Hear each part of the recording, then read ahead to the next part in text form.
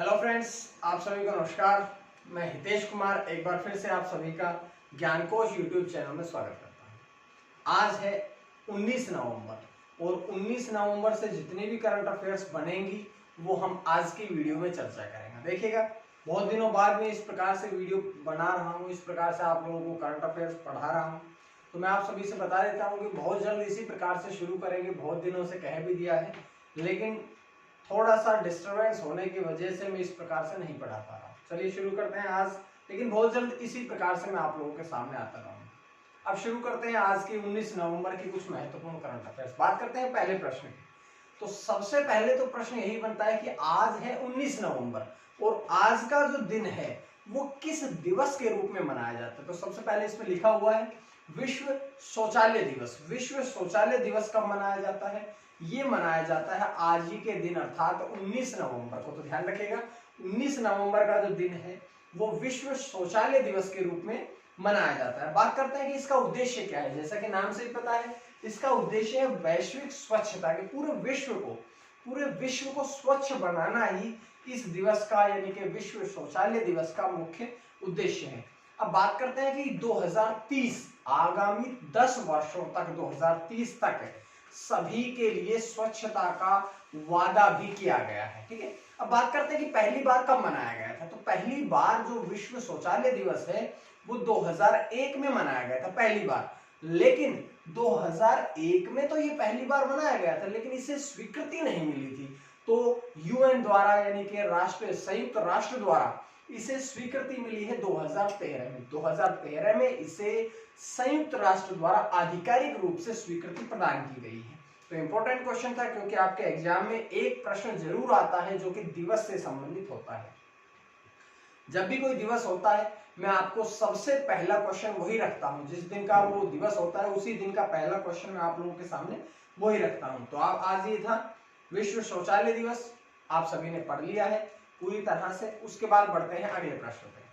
अगला प्रश्न आप लोगों के सामने है कि एशिया की पहली सौर ऊर्जा सक्षम टेक्सटाइल मिल का उद्घाटन किया गया है। तो ये जो कहां पर उद्घाटन किया है, क्योंकि ये तो पूछते हैं कि एशिया महाद्वीप की पहली सौर ऊर्जा सक्षम टेक्सटाइल मिल जो है इसका उद्घाटन किया गया है महाराष्ट्र के परभणी जिले में। महाराष्ट्र राज्य के परभणी जिले में एशिया की पहली सौर ऊर्जा सक्षम टेक्सटाइल मिल का उद्घाटन किया गया है। ये जो टेक्सटाइल है ये लगभग 30 एकड़ भूमि पर फैली हुई है। इसका नाम है जय भवानी। जय भवानी जो टेक्सटाइल है ये महिलाओं की सरकारी कपड़ा मिल एशिया की ऐसी मिल है जो पूरी तरह से 100% जो कि सौर ऊर्जा पर आधारित है। इस बात को आपने पढ़ना है। ठीक है, अब बात करते हैं इसकी लागत की, क्योंकि ये एशिया महाद्वीप की पहली सौर ऊर्जा है। तो इस परियोजना की कुल लागत जो है वो लगभग 100 करोड़ रुपए है। 100 करोड़ रुपए की लागत से ये बनाई जाएगी। और एक बात और भी है, क्योंकि ये महाराष्ट्र के परभणी जिले में स्थापित करी गई है, इसका उद्घाटन किया गया है। तो महाराष्ट्र का जो परभणी जिला है वो एक और चीज के लिए बहुत फेमस है। क्यों फेमस है? क्योंकि जो कपास है, कपास का प्रयोग सर्वाधिक सूती कपड़े को बनाने के लिए किया जाता है। और सबसे ज्यादा जो अग्रणी जिला है महाराष्ट्र का कपास के क्षेत्र में, कपास के उत्पादन के क्षेत्र में, तो कपास के उत्पादन के क्षेत्र में भी परभणी जिला जो है वो महाराष्ट्र के जो अग्रणी जिले हैं उनमें इसका नाम आता है। ठीक है, इस प्रकार से आप लोगों ने ये प्रश्न को तैयार करना है। परभणी जिले में स्थापित करी गई है और परभणी जिले इसके बारे में हमने एक दो बातें पढ़ ली गई है। अगला प्रश्न आप लोगों के सामने है कि मालाबार अभ्यास 2020 का दूसरा संस्करण शुरू किया गया है। देखिए, मालाबार एक सैन्य अभ्यास है। इस सैन्य अभ्यास का अब जैसे कि प्रश्न में दिखाया गया है कि दूसरा संस्करण लॉन्च किया गया है, शुरू किया गया है। दूसरा संस्करण अर्थात पहला संस्करण तो पूरा हो चुका है। अब ये जो दूसरा संस्करण है वो कहां पर आयोजित किया जा रहा है? ये नौसेना द्वारा आयोजित किया जा रहा है। और जब नौसेना किसी भी सैन्य अभ्यास को आयोजित करती है तो सीधी सी बात है, या तो बंगाल की खाड़ी में किया जाएगा या किसी न किसी महासागर में आयोजित किया जाएगा। तो ये जो दूसरा है वो उत्तरी अरब सागर में इसे स्थापन शुरू किया गया है। कब से कब तक होगा? तो ये जो रहेगा ये 4 दिवसीय है। 4 दिवसीय यानी कि 17 से 20 नवंबर तक 17, 18, 19 और 20 नवंबर 4 दिवसीय ये नौसेना अभ्यास है जिसका नाम है मालाबार अभ्यास 2020। उसके बाद बात करते हैं कि दूसरा चरण है, तो इसके पहले चरण का आयोजन कब किया गया था? तो इसके पहले चरण का आयोजन किया गया था 3 से 6 नवंबर। ये भी 4 दिवसीय था, 3, 4, 5 और 6, ये 4 दिवसीय जो पहला संस्करण था वो बंगाल की खाड़ी में आयोजित किया गया था। लेकिन जो दूसरा संस्करण है वो दूसरा संस्करण कहां पर आयोजित किया गया? ये आयोजित किया गया है उत्तरी अरब सागर में। दोनों चीजों को पढ़ना है, पहला बंगाल की खाड़ी में, दूसरा उत्तरी अरब सागर में। पहला 3 से 6, दूसरा 17 से 20 नवंबर। आपके एग्जाम में पूछते हैं सैन्य अभ्यास को, एक प्रश्न आता है आपका, ठीक है। उसके बाद देखिएगा, हमने पढ़ लिया कि 2 चरण इसके आयोजित किए गए, पहला 3 से 6, दूसरा 17 से 20। लेकिन अगर पूछा जाए कि मालाबार जो अभ्यास है, जो मालाबार सैन्य अभ्यास 2020 है, वो इसका कौन सा संस्करण है या कौन सी बार अब की बार 2020 में इसे आयोजित किया गया? तो ये 24वीं बार, या ऐसा कहेंगे 24वां संस्करण है 2020 में। मालाबार अभ्यास का ये 24वां संस्करण आयोजित किया गया है, ठीक है। उसके बाद देखिएगा अगला प्रश्न। अगला प्रश्न है कि ईवा, ईवा नामक एक प्रोडक्ट का ब्रांड एम्बेसडर बनाया गया है। अब एक नया ब्रांड एम्बेसडर, क्योंकि एग्जाम की दृष्टि से अगर हम देखें तो ब्रांड एम्बेसडर के जो प्रश्न है वो हर बार एक प्रश्न पूछा जाता है। तो एक नया प्रोडक्ट है, ये है ईवा, नाम देख लीजिएगा, ईवा, EVA। अब ये ब्रांड एम्बेसडर किसे बनाया गया है? तो ईवा ब्रांड का जो ब्रांड एम्बेसडर है वो बनाया गया है भारतीय महिला क्रिकेट खिलाड़ी स्मृति मंधाना को। स्मृति मंधाना जो है वो अब ईवा नामक प्रोडक्ट के लिए भारतीय जो प्रोडक्ट है ईवा, इसकी ब्रांड एम्बेसडर बनाई गई है। अब बात करते हैं कि जो ईवा प्रोडक्ट है, इस प्रोडक्ट को क्या क्या उद्देश्य है? ईवा एक बचत खाता है। बचत खाता किस लिए है? ये मुख्य रूप से महिलाओं के स्वास्थ्य, धन और समृद्धि के लिए ये एक बचत खाता है। अब बचत खाता है तो आप लोगों ने ये बात भी पढ़नी है कि ये किस को, क्योंकि कोई ना कोई बचत खाता जो होता है वो या तो डाकखाना शुरू करता है या फिर उसे बैंक द्वारा शुरू किया जाता है। तो बैंक की कौन से बैंक द्वारा इसे शुरू किया गया है? तो जो ईवा नामक प्रोडक्ट है या जो ईवा नामक जो बचत खाता है, इसे किसके द्वारा शुरू किया गया है? इसे शुरू किया गया है इक्विटास स्मॉल फाइनेंस बैंक द्वारा। देखिएगा, इक्विटास स्मॉल फाइनेंस बैंक है। अब इसी के अंतर्गत ये महिलाओं के लिए ईवा नामक बचत खाता शुरू किया जाएगा। ये बात इंपॉर्टेंट थी। अब देखिएगा, अब ये इक्विटास स्मॉल फाइनेंस बैंक के द्वारा शुरू किया गया। तो अगर हम इक्विटास स्मॉल फाइनेंस बैंक के अध्यक्ष के बारे में पढ़ें तो इनके अध्यक्ष का नाम है अरुण रामनाथन। अरुण रामनाथन जो हैं वे इक्विटास स्मॉल फाइनेंस बैंक के अध्यक्ष हैं। बात करते हैं एमडी और सीईओ। देखिए, मैं बार बार आप लोगों से स्पेलिंग बताता रहता हूं या फुल फॉर्म बताता रहता हूं। एमडी मैनेजिंग डायरेक्टर यानी कि प्रबंध निदेशक, और सीईओ अर्थात मुख्य कार्यकारी अधिकारी। अगर बात करते हैं अध्यक्ष, पढ़ लिया अरुण रामनाथन। दूसरा पढ़ लिया हमने एमडी और सीईओ, तो वो है वासुदेवन पठानी नरसिम्हन। वासुदेवन पठानी नरसिम्हन वो इसके मुख्य कार्यकारी अधिकारी और प्रबंध निदेशक है। बात कर लेते हैं कि इसका मुख्यालय कहाँ पे है। तो इक्विटास स्मॉल फाइनेंस का मुख्यालय है चेन्नई में। और चेन्नई कहाँ है? चेन्नई है तमिलनाडु में। एक प्रश्न और भी चेन्नई से याद आया कि चेन्नई का पुराना नाम क्या है? तो चेन्नई का पुराना नाम ध्यान करिएगा, चेन्नई का पुराना नाम है मद्रास। मद्रास का ही नाम बदल करके अब चेन्नई रख दिया गया है, क्योंकि आप लोगों को पता है कि धीरे धीरे समय के अनुसार जो ये नाम है ये परिवर्तित होते रहते हैं, ठीक है। अगला प्रश्न आप लोगों के लिए स्क्रीन पे आया है कि एटीपी टूर नंबर 1 ट्रॉफी प्रदान की गई है। एटीपी टूर नंबर 1, तो जहां भी, मैं आपसे आंसर देने से पहले एक बात बताता हूं कि जहां भी एटीपी का नाम आएगा तो आप लोगों ने समझ लेना है वो किससे संबंधित है, वो टेनिस से संबंधित है। अब एटीपी टूर नंबर 1 ट्रॉफी किसे प्रदान की गई है? तो ये सर्बियाई टेनिस खिलाड़ी नोवाक जोकोविच को प्रदान की गई। नोवाक, देखिए इस प्रश्न से आपको 2-3 प्रश्न, एक लाइन से आपके 2-3 प्रश्न कवर होते हैं। पहला ये कि स्टार नोवाक जोकोविच को दी गई है। नोवाक जोकोविच कौन से खेल से संबंध रखते हैं? इस प्रकार के प्रश्न एग्जाम में पूछे जाते हैं। तो नोवाक जोकोविच बहुत ही प्रसिद्ध खिलाड़ी है टेनिस खेल के लिए। उसके बाद बात करते हैं कि कौन से देश के हैं। तो वे सर्बिया के हैं। देखिएगा 3 प्रश्न इस एक लाइन से आप लोगों के क्लियर हुए हैं, ठीक है। अब बात करते हैं कि उन्हें छठी बार, 6th टाइम, उन्हें छठी बार वर्ष के आखिर में, वर्ष के अंत में विश्व का नंबर 1 खिलाड़ी रहने की ट्रॉफी दी गई। तो कौन सा खिलाड़ी है ऐसा जिसे छठी बार विश्व का नंबर 1 टेनिस खिलाड़ी रहने का खिताब दिया गया है? तो वो है कौन? नोवाक जोकोविच। अब बात करते हैं कि छठी बार ट्रॉफी पाने वाले अकेले नोवाक जोकोविच नहीं है, बल्कि वो तो दूसरे नंबर पे है। और अगर दूसरे नंबर पे है तो पहले नंबर पे कौन है? पहले नंबर पर रहे हैं पीट सम्प्रास। पीट सम्प्रास 1993 से लेकर के 1998 के बीच में उन्होंने ट्रॉफियां जीती है। 1993 से 1998 के बीच में उन्होंने ये सब ट्रॉफी, ये जो ट्रॉफी है वो जीती है। अब बात करते हैं टेनिस इतिहास में दूसरे बने हैं नोवाक जोकोविच। लेकिन एक प्रश्न और भी बनेगा कि भाई नोवाक जोकोविच तो दूसरे खिलाड़ी बने हैं जिन्होंने लगातार छठी बार जीती, ना लगातार नहीं, जिन्होंने छठी बार ये ट्रॉफी जीती है। अब छठी बार अगर उन्होंने जीती है तो एग्जामिनर आपसे ये भी प्रश्न पूछे, जब आप अच्छा एग्जाम देते हैं ना, सीजीएल या सीपीयू से ऊपर का एग्जाम जब आप लोगों का आता है तो वहां आपसे ये प्रश्न पूछा जाता है कि इससे पहले कब उन्होंने ये ट्रॉफी जीती है।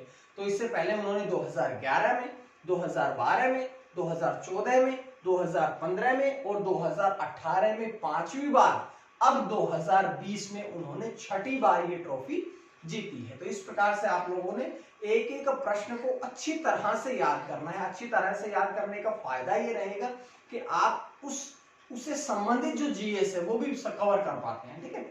अगला प्रश्न आप लोगों के लिए है कि 12वें ब्रिक्स शिखर सम्मेलन का आयोजन किया गया है। 12वें ब्रिक्स शिखर सम्मेलन का आयोजन किया गया है अब इसके अध्यक्ष कौन रहे? तो इसके अध्यक्ष रहे हैं रूस के राष्ट्रपति व्लादिमीर पुतिन। रूस के राष्ट्रपति हैं व्लादिमीर पुतिन। उन्होंने इस वर्ष 2020 में जो 12वां ब्रिक्स सम्मेलन हुआ है उसकी अध्यक्षता की है, ठीक है।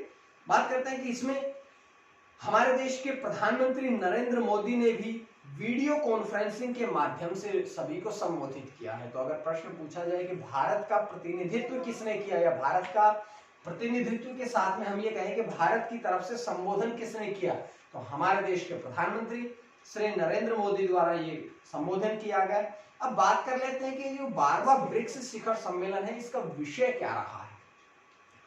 तो इसका विषय है global stability, shared security and innovation growth. ये इसका विषय रहा है, इस विषय पर चर्चा की गई है, ठीक है। अब मैं आप लोगों से एक बात और बता देता हूं कि 2021 में, अगले वर्ष यानी कि जो 13वां, अभी तो 12वां ब्रिक्स सम्मेलन हुआ, लेकिन जो 13वां सम्मेलन होगा 2021 में, उसकी अध्यक्षता और उसकी मेजबानी दोनों काम किसके द्वारा किए जाएंगे? हमारे देश के द्वारा दोनों काम किए जाएंगे। अध्यक्षता भी हमारा देश करेगा और उसकी मेजबानी भी हमारा देश ही करेगा। इससे पहले 2012 और 2016 में भी भारत देश ने ब्रिक्स शिखर सम्मेलन की अध्यक्षता की है, ठीक है। अब ब्रिक्स से आप लोगों ने ये प्रश्न यहां से तैयार होता है, ठीक है। चलिए अगले प्रश्न की तरफ जब हम बढ़ते हैं तो एक इंपॉर्टेंट सा प्रश्न आता है। अगला प्रश्न है अधिस्थगन के तहत लाया गया बैंक। अब ऐसा कौन सा बैंक है, ऐसा कौन सा बैंक है जिसे अधिस्थगन के तहत लाया गया? पहले तो अधिस्थगन को ही समझेंगे, ये मैं आपको अब बाद में बताता हूं। पहले हम समझेंगे कि अधिस्थगन के तहत कौन से बैंक को लाया गया है। तो बात करते हैं, सबसे पहले तो लाया गया है लक्ष्मी विलास बैंक। विकास नहीं है बल्कि लक्ष्मी विलास बैंक को लाया गया है। अब अधिस्थगन के तहत 1 महीने यानी कि 17 नवंबर को शाम 6 बजे से ये अधिस्थगन शुरू हुआ था और आगामी जो 16 दिसंबर आएगा तब तक 1 महीने के लिए लक्ष्मी विलास बैंक को अधिस्थगन के तहत लाया गया है। अब इस अधिस्थगन के तहत क्या होता है? इसके तहत ये होता है कि 25,000 से अधिक की धनराशि जो है वो कोई भी उपयोग करता है, उपभोग करता है, कोई भी बैंक का ग्राहक अधिक निकाल नहीं सकता। 25,000 से अधिक की धनराशि कोई भी बैंक नहीं, कोई भी ग्राहक नहीं निकाल सकता, इसे कहते हैं अधिस्थगन, ठीक है। अब बात करते हैं कि सितंबर 2019 की अगर बात करें, एक वर्ष पहले की बात करें, तो उस समय भी बैंक को प्रॉम्प्ट करेक्टिव एक्शन पीसीए के तहत लाया गया था। ठीक है, पीसीए के संरक्षण के तहत रखा गया था एक वर्ष पहले, क्योंकि इस बैंक का डाउनफॉल शुरू हो गया था, इस वजह से इस प्रकार के कदम उठाए जा रहे हैं। अब देखिएगा, बात करते हैं कि लक्ष्मी विलास बैंक के बारे में। लक्ष्मी विलास बैंक की अगर हम बात करें तो इसकी स्थापना हुई थी 1926 में, जब भारत गुलाम था अंग्रेजों का, उस समय ही इसकी स्थापना हुई थी। इसका मुख्यालय चेन्नई तमिलनाडु में है। और एक इंपॉर्टेंट प्रश्न के इसके एमडी और सीईओ कौन है, तो सुब्रमण्यम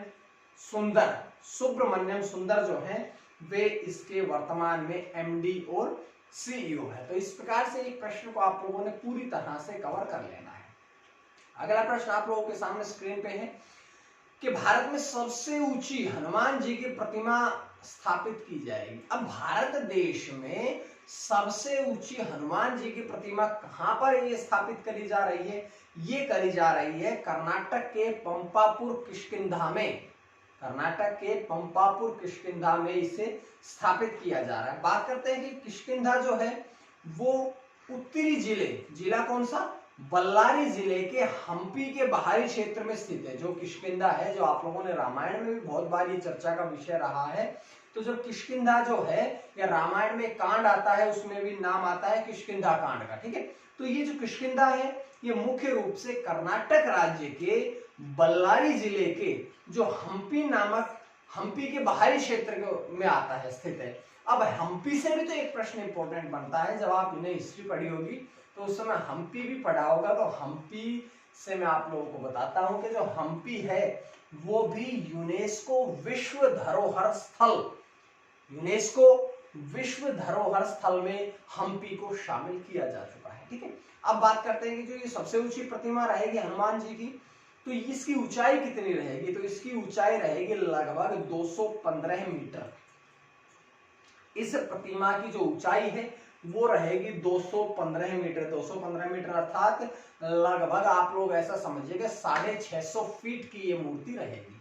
ये भारत की सबसे ऊंची हनुमान जी की बजरंगबली की मूर्ति रहेगी। उसके बाद एक अंतिम प्रश्न की तरफ चलते हैं कि वरिष्ठ भाजपा नेता तुलसी राम का निधन। जैसा कि आपको पता है कि वरिष्ठ भाजपा नेता तो बताने की आवश्यकता नहीं है कि जो तुलसी राम जी थे वो कौन सी पार्टी से संबंध रखते, तो वो जैसा कि मैंने प्रश्न में दर्शा दिया है कि वे वरिष्ठ भाजपा नेता है। अब बात करते हैं उनकी, तो वे 2007 से 2012 तक यानी कि 5 वर्षों तक हिमाचल प्रदेश विधानसभा क्षेत्र के अध्यक्ष रहे थे। ठीक है, ये यहां से प्रश्न आया। उसके बाद बात करते हैं 1990, 1998 और 2007 में 1998 और 2007 में वे भरमौर कहाँ है? ये कहाँ है? ये भी हिमाचल प्रदेश में है। भरमौर विधानसभा क्षेत्र से वो विधायक चुने गए थे। ठीक है, अब उनका नाम क्यों प्रसिद्ध है या वो इतने फेमस क्यों है? क्योंकि वो एक ऐसे राजनेता थे जिन्होंने कमजोर वर्ग के लिए अथक परिश्रम किया था। और कमजोर वर्ग के लिए परिश्रम करने वाले राजनेताओं की गिनती में आते हैं भाजपा के पूर्व नेता तुलसी राम जी का अब निधन हुआ है। तो ये थी आज की कुछ महत्वपूर्ण करंट अफेयर्स। उम्मीद है आप सभी को करंट अफेयर्स पसंद आई होगी, और अगर पसंद आई तो इसी प्रकार से डेली अगर आप लोगों ने करंट अफेयर्स देखनी है तो आप लोग ज्ञानकोश यूट्यूब चैनल को सब्सक्राइब कर लीजिएगा, ताकि आपको इसी प्रकार से डेली करंट अफेयर्स मिलती रहे। इसका पीडीएफ जो है वो मैं आपको डिस्क्रिप्शन में सेंड कर दूंगा। डिस्क्रिप्शन में और भी आपको टॉपिक मिलेंगे, वो भी आप लोग पढ़ लीजिएगा। और आज के लिए इतना ही। मां सरस्वती की कृपा आप सभी पर बनी रहे। आप सभी का बहुत बहुत धन्यवाद।